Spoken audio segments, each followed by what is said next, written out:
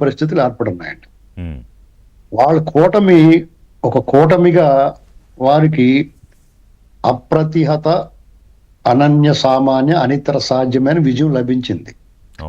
ఆ విజయ ఫలాన్ని ప్రజలకి సంక్షేమానికి, అభివృద్ధికి, రాష్ట్రాన్ని బాగు చేయడానికి ఉపయోగించే క్రమంలో ప్రజాప్రతినిధులుగా ఎన్నికైన వారు కానీ, ముఖ్య బాధ్యతలు తీసుకున్నవారు కానీ, మంత్రి పదవులు తీసుకున్నవారు కానీ, ఇంకా ఇతర బాధ్యతలు తీసుకున్నవారు చాలా బాధ్యతగా, బరువుగా భావించకూడదు, బాధ్యతగా భావించాలి. ఎందుకంటే కూటమి మీద ప్రజలకు చాలా ఎక్స్పెక్టేషన్స్ ఉన్నాయండి. ఎందుకంటే చంద్రబాబు నాయుడు గారి నేతృత్వంలో, పవన్ కళ్యాణ్ గారి సహకారంతో, కేంద్ర సహకారంతో ఈ రాష్ట్రం డెఫినెట్ గా చాలా అద్భుతాలు జరుగుతాయని చెప్పేసి ఎక్స్పెక్టేషన్స్ ఉన్నాయి. దీంట్లో కొంచెం వెనకబడిన మాట వాస్తవం, అది మనం ఒప్పుకుని తీరాలండి. కారణం ఏంటనేటువంటి తరచి చూసుకుంటే ఎమ్మెల్యేలు కూడా చాలా మంది కొత్త వారికి అవకాశం ఇచ్చారు, కొత్త వారు చాలా మంది ఎన్నికయ్యారు.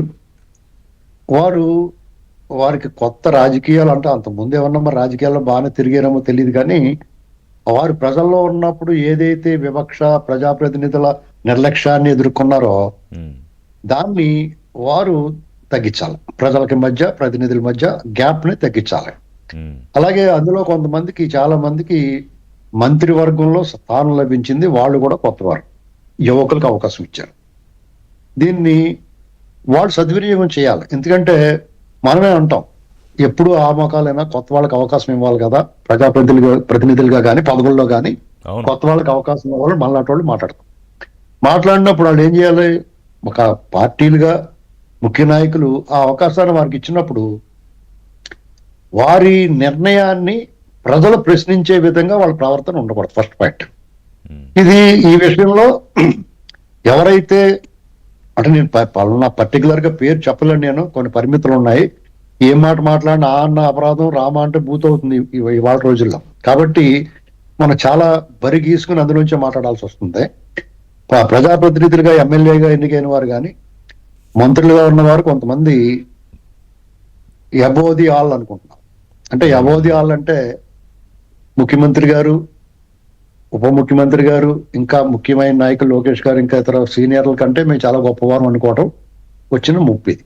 అనుకుంటున్నారా చంద్రబాబు నాయుడు గారి కన్నా గొప్పవాళ్ళు అని? డెఫినెట్ గా అనుకుంటారు. వాళ్ళు ఏమనుకుంటున్నారు అంటే కొంతమంది, ఏముంది ఈ పార్టీ కాదు ఇంకో పార్టీ, సోషల్ స్టేటస్, సామాజికంగా, ఆర్థికంగా స్థితిమంతులు అయిపోతారు, సమాజంలో మంచి పేరు వస్తుంది, ఒక ముద్ర, లైసెన్స్ కార్డు దొరికినట్టు అన్నమాట. రాజకీయాల్లో ఒకసారి మాజీ మంత్రి లేకపోతే మాజీ ఎమ్మెల్యే అనిపించుకుంటే వాళ్ళకి లైసెన్స్ కార్డు దొరికినట్టే.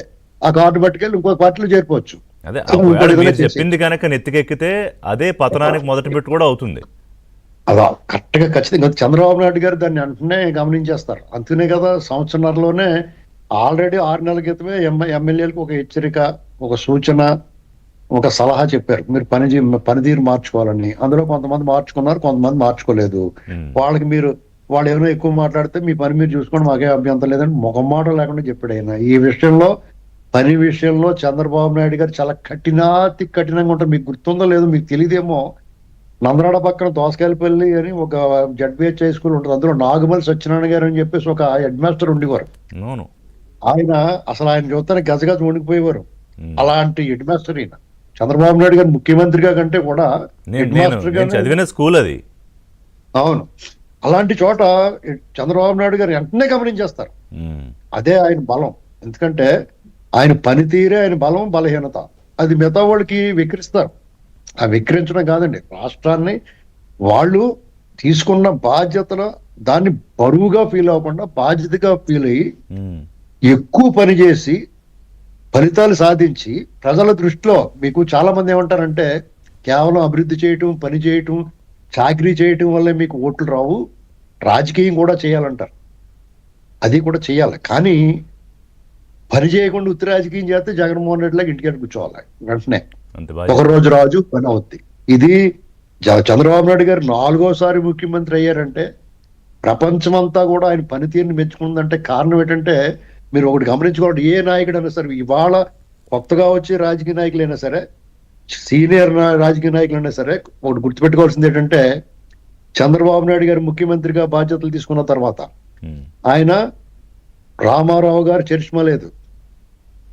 అప్పుడు ఉన్న ఆంధ్రప్రదేశ్ పరిస్థితుల్లో ఏం చేస్తే ప్రజల్లో మనం ముందుకెళ్ళగలం, ప్రజలకు ఏం చేయగలం అంటే అప్పటికే సంక్షేమ కార్యక్రమాల్లో కొన్ని సామాజిక విప్లవాత్మకమైన నిర్ణయాలు వచ్చాయి. ఆల్రెడీ తీసుకోబడి ఉన్నాయి.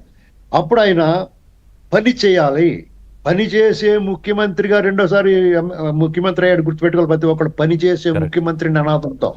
అది గుర్తుపెట్టుకోకపోతే మనకేదో పదవి వచ్చింది, శుభ్రంగా ప్రోటోకాల్ అనుభవిస్తున్నాం, దర్జాలు జైలు చుట్టూరు ఉన్నవాళ్ళు మీ అంత టోళ్ళు లేరు అంటారు. అంతే అయిపోయేది. ఆశ- 99కి అయిపోయేది చరిత్ర. అంతే కదా. ఇప్పుడు ఇవాళ మీకు అందరూ చేరతారో, జైలు కొడతారో, అనేక ప్రలోభాలకు గురి చేస్తారు. అది కూడా ఆ గవర్నమెంట్ లోనో ఇన్ని పొట్లాలు అట్టుకొచ్చి వాళ్ళు ఈ పొట్లాలు కూడా తీసుకోండి పర్లేదు చేయండి అంటారు. దానికి ఎక్కడా లోపడకూడదు. ఎందుకంటే మీ మీద కానీ ఉన్న కానీ ఆ బాధ్యత- పొట్లాల పంచాయతీ ఎక్కువైపోయింది ఇప్పుడు శ్రీనివాసరావు గారు. అదే సమస్య. ఇప్పుడు సాధారణ పరిస్థితుల్లో ఉంటే మీరు ఏమన్నా చేయండి, కానీ ఒక అసాధారణమైన పరిస్థితులు అంటే ఇంట బయట పైన కింద అన్ని చోట్ల కూడా గోతులు పడిపోయి ఉన్నది ఆంధ్రప్రదేశ్ లో. ఇవాళ మీరు ఒక్క చంద్రబాబు నాయుడు గారు ఆయన కష్టం చూడండి, అందులో సగం చేయండి చాలు. సగం ఉమ్, మీకు టాప్ 10 లోకి ఎమ్మెల్యేలు వస్తారు. నా అంచనా ప్రకారం రఘురామకృష్ణరాజు గారు, గోపాలపురం ఎమ్మెల్యే మద్దిపాటి వెంకటరాజు గారు, ఆర్మిల్లి రాధాకృష్ణ, ఇలా కొంతమంది ఉన్నారు. వాళ్ళు అసలు వాళ్ళు చూడండి, వాళ్ళు వేరే మీకు విషయాల్లో కనిపించరు. వాళ్ళు పని చూడండి ఒకసారి, ఆ నియోజకవర్గాలకు వెళ్ళి చూడండి ఒకసారి. మీకు ఏ గుర్తుండే ఎందుకంత- ఉంటుంది శ్రీనివాసరావు గారు, నాకు ఇప్పుడే స్ట్రైక్ అయింది. లోకేష్ గారు మన ఆంధ్రజ్యోతి సంస్థల ఎండి రాధాకృష్ణ గారి ప్రోగ్రాంలో ఓపెన్ హార్ట్లో మాట్లాడుతూ, అంటే ఆ వారి నాన్నగారితో పోటీ గురించి అడిగినప్పుడు అసలు ఆయన చెప్పిన తీరు, ఆయనలో 10%, మీరు ఇంకా 50% అన్నారు, 10% మనం పరిగెట్టి పని చేయగలిగినా కూడా చాలా గొప్ప విజయం సాధించినట్టు అన్నారు. నాకు ఇప్పుడు సడన్గా అది ఇప్పుడు గుర్తొచ్చింది. ఇప్పుడు నిమ్మల రామానాయుడు గారు ఉన్నారండి, ఉమ్. మనం వేలెత్తి చూపించగలమండి. నోవే. ఇప్పుడు నిన్న కూడా మంత్రుల్లో ఆయన టాప్ 3లో ఉన్నారుగా, పనితీరులో ఫరూక్, అది మీకు- రామానాయుడు. వీరాంజనేయ స్వామి గారు వీరాంజనేయ వాళ్ళు అంటే డెడికేషన్. ఇప్పుడు రెవెన్యూలో కొన్ని ఇబ్బందులు వస్తున్నాయి, అది నిజంగానే రెవెన్యూ మంత్రి గారు ఎంత చేసినా తీరదు. అది అగాధం. ఆ అగాధాన్ని సృష్టించింది ఎవరో? జగన్మోహన్ రెడ్డి. కాబట్టి చాలా ఇబ్బందులు ఉన్నాయి, కానీ మనం కాదంటలేదు. ఇప్పుడు వీళ్ళు సరి చేయడానికి కూడా చిక్కుముళ్ళు వేసిపోయాడు, దారం చిక్కులు వేసేసిపోతే దాన్ని తీయమంటే చాలా కష్టం. ఉమ్. కానీ మీ పనితీరు వల్ల దాన్ని మరి ఇంకోటి ఏంటంటే వీళ్ళకి వచ్చిన ఇబ్బంది ఏంటంటే మంత్రులు పనిచేయాలనుకున్నా, ఎమ్మెల్యేలు పనిచేయాలనుకున్నా అధికార యంత్రాంగంలో కూడా చాలా లోపం ఉందండి. మీకు ఒక చిన్న ఎగ్జాంపుల్ చెప్తాను. ఒకనొక కార్పొరేషన్ కి సంబంధించి ఒక జీవో ఒకటి దాదాపు 3-4 నెలల క్రితం ప్రకటించారు. ఆ జీవో ఇవాళ వరకు రాలేదు. ఉమ్. అంటే వాళ్ళు ఎంత నత్తనడకన నడుస్తున్నారు చూడండి. అవును. ఇప్పుడు అసలు నడవట్లేదు. ఇప్పుడు ప్రభుత్వం ఏం చేస్తుంది? ఒక ప్రభుత్వ అధినేతలుగా ఆ పార్టీలో ఏదో ఒక కార్యక్రమం, నామినేటెడ్ పోస్టులు లేకపోతే ఏదో ఆ పార్టీకి ఇస్తారు. వాళ్ళు కూడా వెనకాలే ఎక్కడ తిరుగుతారండి? ఇప్పుడు చిన్నపిల్లలు రైలు ఆట ఆడుకున్నట్టు, చొక్కా వెనకాల పట్టుకున్నట్టుగా కూడా తిరగాలంటే ఎలా కుదురుతుంది? చిన్న చిన్న వ్యవహారాల్లో కూడా కరెక్ట్. రాష్ట్రంలో మీరు చాలా అధికారుల ఇబ్బందులు పాత్ర కూడా తీసుకొచ్చారు నిన్న హెచ్ఓడీలు ఖచ్చితంగా. మంత్రుల సమావేశంలో. అది కూడా చర్చకు వచ్చింది. మాట్లాడదాం. ఒక బ్రేక్ తీసుకుంటా. ఆంజనేయుడు గారు, బ్రేక్ తర్వాత మీ దగ్గరికి వస్తా. అంటే ఇక్కడ ప్రధానమంత్రి కూడా నిన్న మీ పార్టీ నాయకులకు దిశానిర్దేశం చేశారు. ఏది Andhra Pradesh, in purview of Andhra Pradesh. అది మాట్లాడుతూ ఇక్కడ కూటమి ప్రభుత్వంలో మంత్రులు నాయకుల పనితీరు గురించి కూడా మాట్లాడదారు. Short break.